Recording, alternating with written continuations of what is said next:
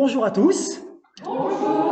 Voilà, comme vous avez pu l'entendre, nous sommes quelques-uns nous rassembler dans cette salle, dans ce foyer, à Nilvange, pour vivre ce culte ensemble.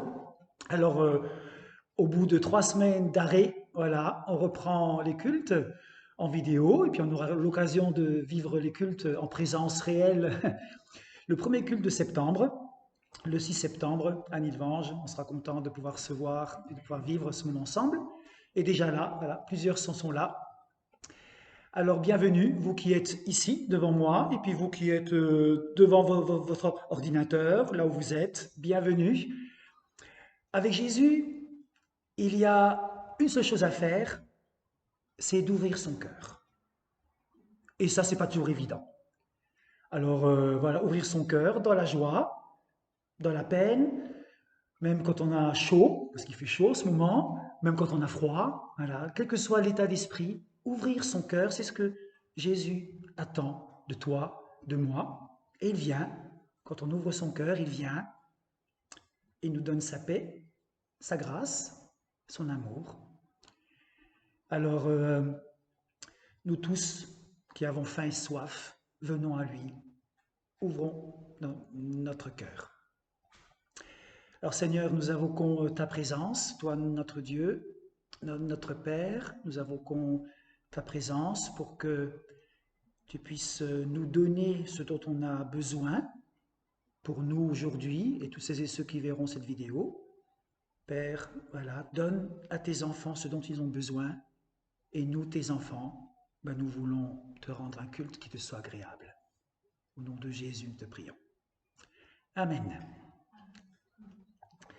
Et je vous invite à prendre le premier chant, le numéro 188, des fontaines de joie. Numéro 188, des fontaines de joie. La première et la deuxième strophe. Tu fais jaillir en moi des fontaines de joie, ô Seigneur, quand je pense à toi. Tu fais jaillir en moi des fontaines de joie, ô Seigneur, quand je pense à toi. On peut reprendre? Tu fais jaillir en moi des fontaines de joie, ô Seigneur, quand je pense à toi. Tu fais jaillir en moi des fontaines de joie, ô Seigneur, quand je pense à toi. Je veux chanter pour toi, Seigneur, quand j'admire avec les yeux du cœur ce que tu fais dans ma vie. Un jour vers moi, tu t'es penché, avec tant d'amour m'a regardé, que tout le monde applaudit. Tu fais jaillir en moi des fontaines de joie, ô Seigneur, quand je pense à toi. Tu fais jaillir en moi des fontaines de joie, ô Seigneur, quand je pense à toi.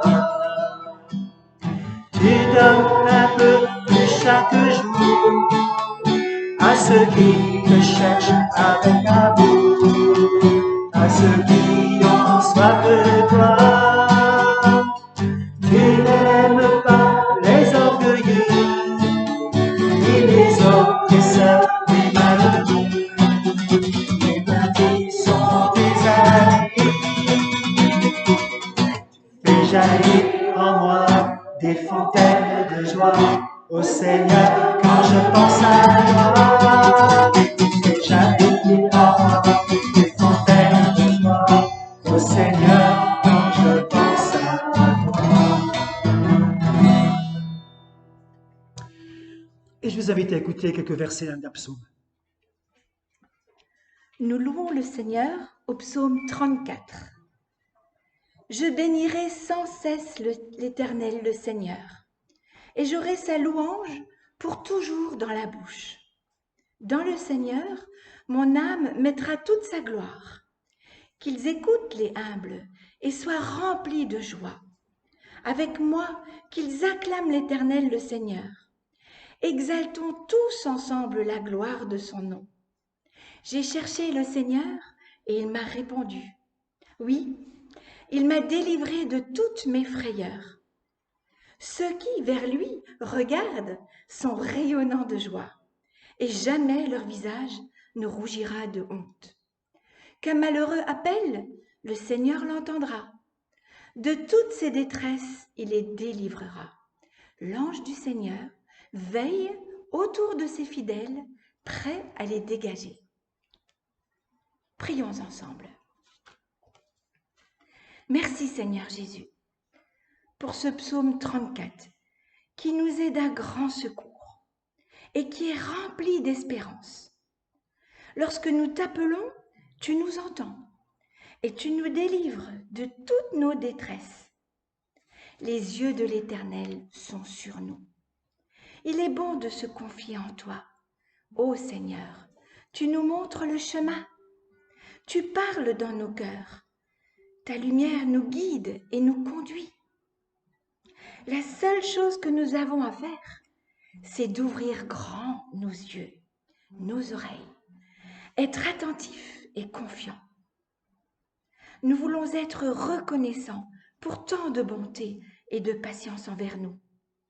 Ton pardon nous renouvelle et nous remet debout. Ton amour nous soutient et nous permet de rayonner de joie et d'amour pour les autres. Et ta parole nous apprend jour après jour comment être le sel de la terre pour notre entourage et nos familles. Pour tout cela, merci Seigneur et gloire à ton nom. Amen.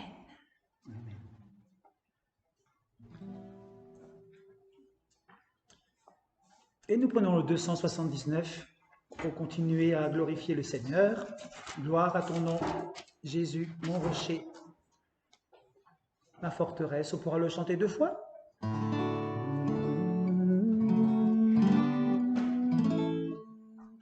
Gloire à ton nom, Jésus. Gloire à ton nom, Jésus. Mon rocher, ma forteresse, mon libérateur, je me confie en toi. Gloire à ton nom, Seigneur Jésus.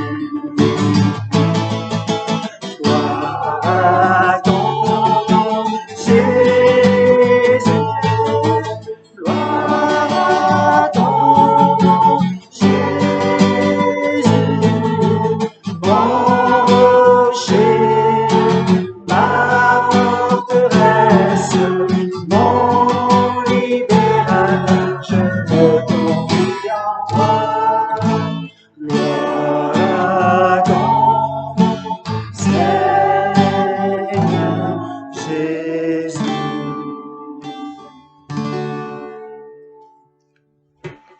Je vous invite à prendre place.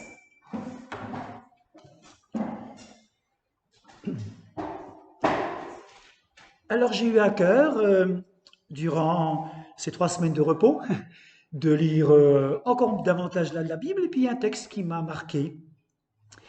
Et je vais un peu vous le partager. Et juste avant, je vous invite à prier pour demander à Dieu de nous éclairer et d'ouvrir nos cœurs. Seigneur, qu'on le veuille ou non, tu es Dieu. Et il n'y en a qu'un, c'est toi. Toi qui es Père, Fils et Saint-Esprit. Tu te préoccupes de nous. Tu nous écoutes et tu nous parles.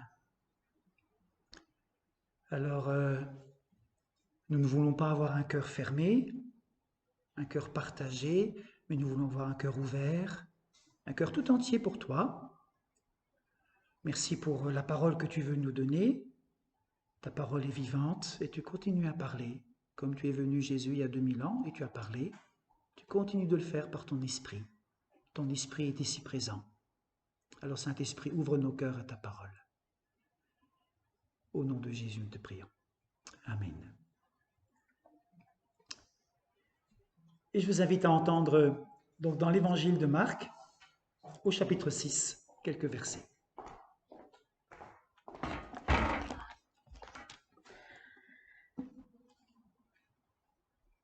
Tout de suite après, Jésus oblige ses disciples à monter dans la barque. Il veut qu'ils passent avant lui de l'autre côté du lac, vers la ville de Bethsaïda. Pendant ce temps, il veut faire partir la foule. Jésus la renvoie donc, puis il s'en va dans la montagne pour prier. Quand la nuit arrive, la barque est au milieu du lac et Jésus est seul à terre. Il voit que ses disciples ont du mal à ramer parce que le vent souffle contre eux. Alors, vers la fin de la nuit, Jésus vient vers eux en marchant sur l'eau. Il veut les dépasser. Les disciples le voient marcher sur l'eau et ils croient que c'est un fantôme. Ils se mettent à crier. En effet, tous le voient et ils sont effrayés. Mais Jésus leur parle tout de suite en disant « Rassurez-vous, c'est moi, n'ayez pas peur ». Il monte à côté d'eux dans la barque et le vent s'arrête de souffler. Les disciples sont profondément étonnés. En effet, ils n'ont pas compris ce qui s'est passé quand Jésus a partagé les pains. Leur cœur est fermé.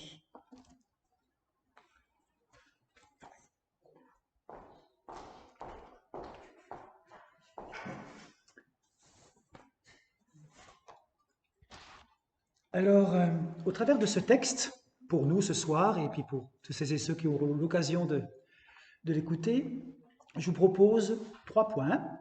En lisant, puis en relisant, peut-être chez vous, vous allez voir. En tout cas, moi j'ai trouvé 3 points qui me semblent importants. 3 temps. Premier temps, un temps pour prier. Le deuxième temps, un temps pour ramer. Et le troisième temps, pour accueillir Jésus dans la barque. Alors voilà, je vous invite à voir ça. Alors Jésus vient de multiplier 5 pains et 2 poissons. Avec ça, il a pu nourrir 20 000 personnes. Vous imaginez la journée qu'il a. Ces journées sont harassantes, fatigantes.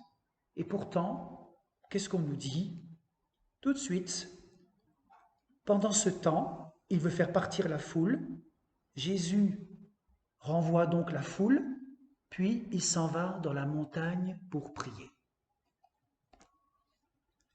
Alors, Jésus est constamment en relation avec son Père, mais il a aussi besoin de moments personnels. Il a besoin de moments avec lui. Quand on voit ces journées qu'il a, dures, fatigantes, il a besoin d'être ressourcé. Alors, peut-être que nous, on se dit par rapport à la prière, on n'a pas le temps, ou on a bien des autres choses à faire. Et pourtant, si Jésus lui-même arrive à prendre du temps, malgré toutes ces journées, eh bien, à plus forte raison, nous, et on n'a pas forcément des excuses pour dire « je n'ai pas le temps pour prier ». Non. Alors, Jésus prend du temps pour prier, et puis en pensant ce mot prière, je me suis dit, la prière c'est comme si on faisait le plein. Si, voilà, prier c'est faire le plein de notre réservoir intérieur. Alors, quand on fait le plein, parfois on ne prend que 10 litres, parfois on prend 40 litres, puis des fois comme moi, parce que je prends 2 jerrycans, quelqu'un m'a dit que je n'avais pas le droit, je prends 80 litres, 80 litres d'essence, ne le dites pas aux autres, voilà, je vais faire emprisonner, voilà, ne dites pas aux douanes ou de Luxembourg, voilà. Donc ça dépend du temps et ça dépend de la demande qu'il y a. Quand on fait le plein, on reconnaît d'abord qu'on est vide, c'est évident, on est vide, on a besoin d'être rempli, je reconnais qu'il y a un vide en moi, et j'ai besoin d'être rempli par l'amour du Père, j'ai besoin d'être rempli par la paix de Jésus, j'ai besoin d'être conduit par le Saint-Esprit durant mes journées. Je pense que vous êtes rendu compte que les êtres humains sont très limités dans ce qu'ils peuvent nous donner. On attend beaucoup des hommes, puis en fin de compte, on se rend compte qu'ils ne peuvent pas. Alors on est déçu, abusé des fois même. Et on a besoin de prendre du temps. On a besoin alors de prendre du temps à part, voilà, avoir l'occasion de se trouver devant Dieu, de s'approcher de Dieu, voilà, j'aimerais que Dieu me parle. Alors voilà, ça c'est le premier temps. Jésus prend du temps pour prier, et nous aussi. C'est comme si Dieu, cet après-midi, ce soir, et puis quand on regardera la vidéo, Dieu aimerait vous lancer un défi. Confiez-vous à lui, approchez-vous de lui, prenez votre Bible et faites le plein. Faites le plein du réservoir de votre vie. Le deuxième, un temps pour prier. Le deuxième, un temps pour ramer. Alors en lisant le texte, on peut se poser la question, mais pourquoi Jésus n'est pas intervenu plus tôt? Pourquoi est-ce qu'il a laissé les disciples sur ce lac en train de ramer avec un vent violent? Pourquoi? Pourquoi est-ce qu'il aurait pu les rejoindre beaucoup plus tôt? Pourquoi il les a laissés dans leur nuise? Et puis voilà, jusqu'au bout de la nuit, enfin, il daigne venir vers eux et s'occuper d'eux. Alors pourquoi est-ce qu'il est venu? Pourquoi il n'est pas venu plus tôt? Alors moi j'ai une réponse. C'est la mienne. Je pense que les disciples avaient besoin d'aller jusqu'au bout de leur nuit pour le voir et l'accueillir. Je crois que Jésus nous laisse ramer seuls parce qu'on se rend compte qu'on ne peut pas se débrouiller sans lui. Je pense qu'il nous laisse nous ramer seuls pour qu'on voit bien notre incapacité de nous démêler d'une situation sans lui. Et Jésus dira d'une autre façon, dans Jean 15, il dira « Je suis la vigne, vous êtes les sarments. Si quelqu'un reste attaché à moi, et si moi je suis attaché à lui, vous aurez beaucoup de fruits. En effet, sans moi, vous ne pouvez rien faire. » Sans moi, vous ne pouvez rien faire. Alors j'ai pensé à une histoire. C'est un enfant qui est dans un lac et malheureusement cet enfant est en train de se noyer. La maman est au bord du rivage, elle commence à crier et puis il y a un homme qui est là, au bord du rivage, sportif, tout, il fait rien. Et on voit l'enfant, 15 mètres plus loin, il commence à se débattre. Il commence lui-même à crier au secours, il se débat, on voit cela, la maman aussi, l'homme ne fait rien. Oui. À un moment donné, pendant quelques secondes, l'enfant se débat tellement qu'il s'essouffle, et puis de temps en temps, on voit qu'il faiblit. Alors l'homme commence à enlever ses vêtements, tout, et comme ça sportif, hop, il va à la nage, il le va tout près de lui, il le secourt et il le ramène au pied de sa maman, la maman toute heureuse, vous imaginez bien, toute heureuse d'avoir son enfant en vie, et puis elle lui pose la question, mais pourquoi est-ce que vous n'êtes pas intervenu plus tôt? Vous auriez pu. Elle dit, non, l'enfant se débattait tellement qu'il m'aurait blessé, j'aurais eu mal, je serais même coulé, pourquoi pas, avec lui. Et il a fallu que, comment j'ai marqué, tant que votre enfant se débattait, je ne pouvais pas l'attraper. Ce n'est que lorsque ses forces ont faibli que j'ai pu le sauver. Alors voilà, on rame.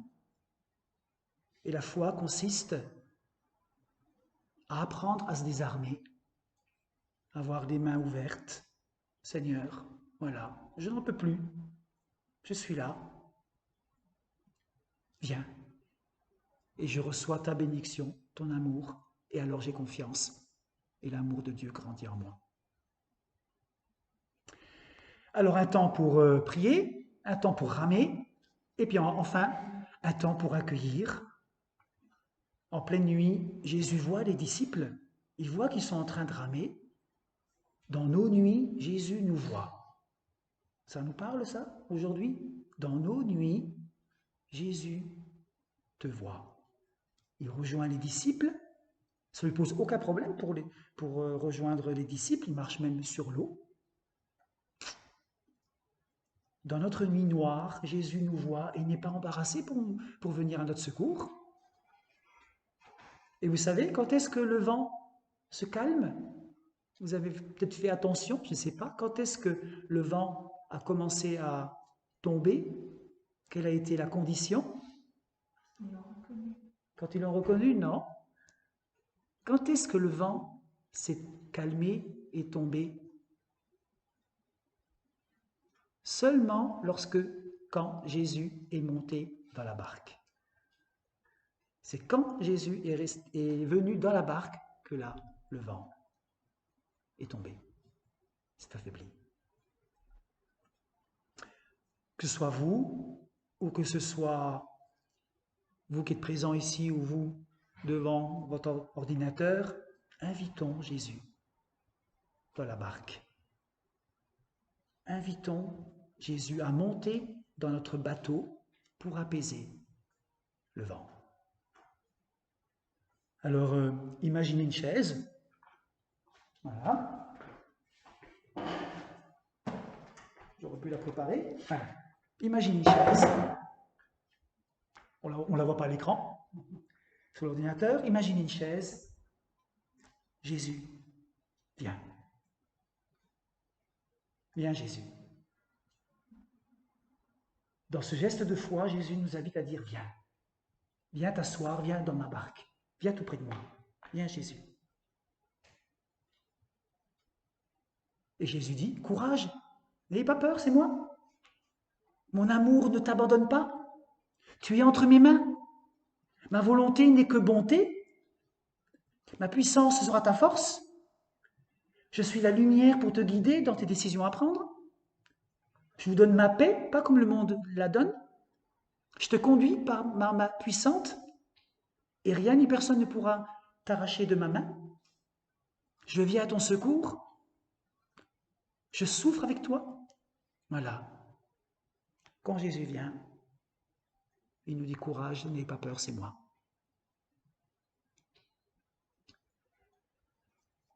Alors je vous invite à la prière.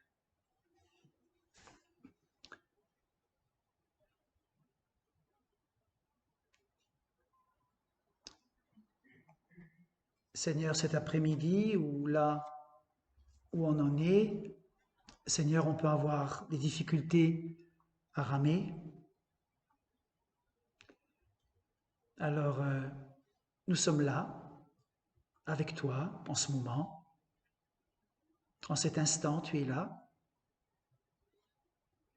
Et par la prière et avec cette relation avec toi, on veut ouvrir notre cœur et pour que tu viennes dans la barque de notre vie et pour que tu puisses apaiser maintenant, en cet instant même, tu puisses apaiser cette tempête, ce vent qui souffle pour nos vies. Et en même temps te présenter peut-être certaines personnes qui subissent des tempêtes pour que nous les encouragions à t'inviter dans leur vie. Alors merci de nous fortifier dans la prière et merci parce que nous pouvons t'accueillir, toi le Prince de la paix, toi le Seigneur Tout-Puissant. Au nom de Jésus, on te remercie. Amen.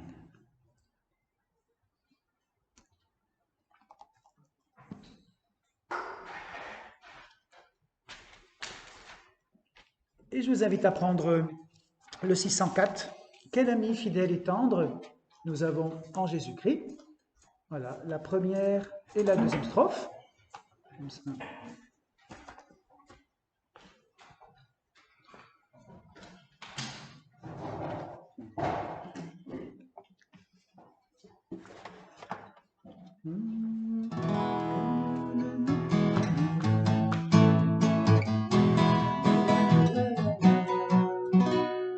Quel ami fidèle et tendre nous avons en Jésus-Christ, toujours prêt à nous entendre, à répondre à notre cri.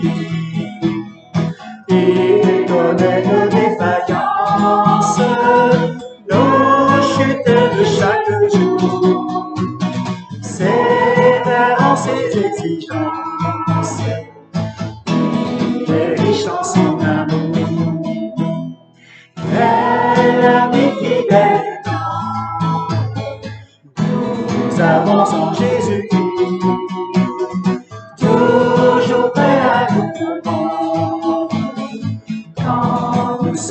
sans souci. Disons-lui toute nos craintes, ouvrons-lui tout notre cœur. Rien que ces paroles sages, enfants le mélodie. Un troisième.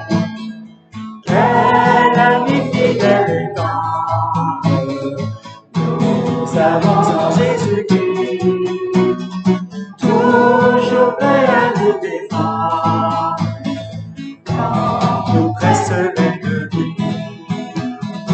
Il nous suit dans la vie, nous entoure de ses bras, et c'est lui qui tient les deux. Décide du combat.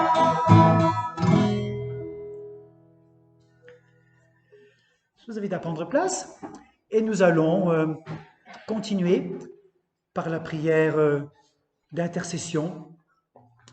Voilà, on va pas seulement prier pour nous, mais on se rend compte que tout autour de nous, des gens ont besoin que l'on pense à eux. C'est comme ça qu'ils disent. Ils disent pas prier pour moi, ils disent pensez à moi. Mais si vous dites pensez à moi, ça veut dire prier pour moi. Voilà. Donc on va prier.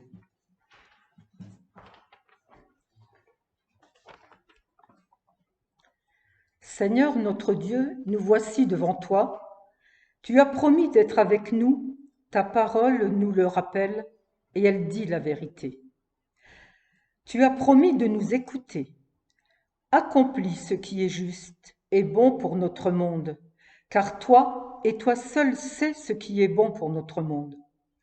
Alors, viens, Seigneur, lève-toi et vois la détresse, la peur, la colère qu'éprouve le peuple libanais après cette terrible explosion.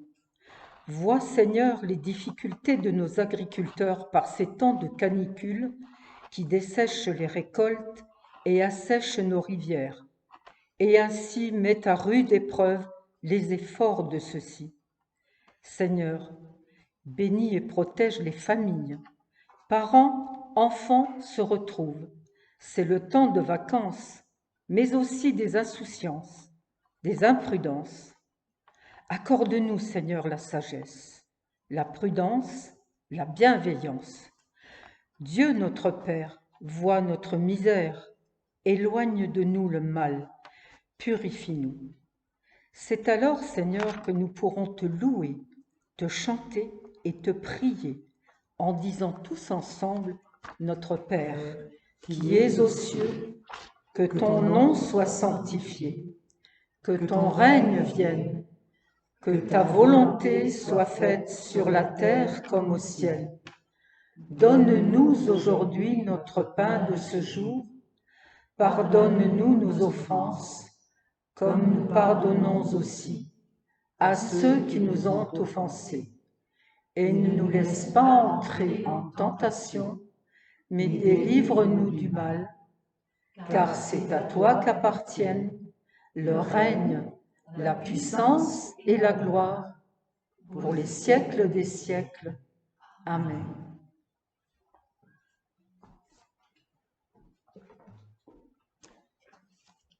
Quelques annonces. Il y en a peu, comme c'est le temps des vacances, un temps de repos. 2 annonces. La première, eh bien, mercredi, le 12 août, mercredi à 20h, on a un temps de prière. Voilà, comme on en a parlé tout à l'heure, ça fait du bien que de prier ici, voilà, dans cette salle, avoir un temps de partage et de prière. On écoute un peu la parole, on partage les nouvelles et puis on les confie à Dieu dans le silence ou à haute voix. Voilà, l'occasion de pouvoir continuer à s'encourager et à fortifier notre foi par la prière. Donc mercredi à 20h ici dans ce lieu. Et puis le prochain enregistrement du culte donc, aura lieu vendredi prochain, donc le 14 août à 18h ici. Voilà. Bienvenue aux uns et aux autres. Vous avez vu que voilà, la technique a encore changé. Voilà, on adapte au fur et à mesure. Et en septembre, on sera au point. Voilà. je vous invite à vous lever pour recevoir la bénédiction de la part de Dieu et nous rappeler, voilà, il y a un temps pour prier, il y a un temps pour ramer, il y a un temps pour accueillir le Christ. Et je vous laisse avec cette parole, Dieu est pour nous un refuge, un appui, un secours qui ne manque jamais dans la détresse. Psaume 46. Alors mon frère et ma sœur, sois béni.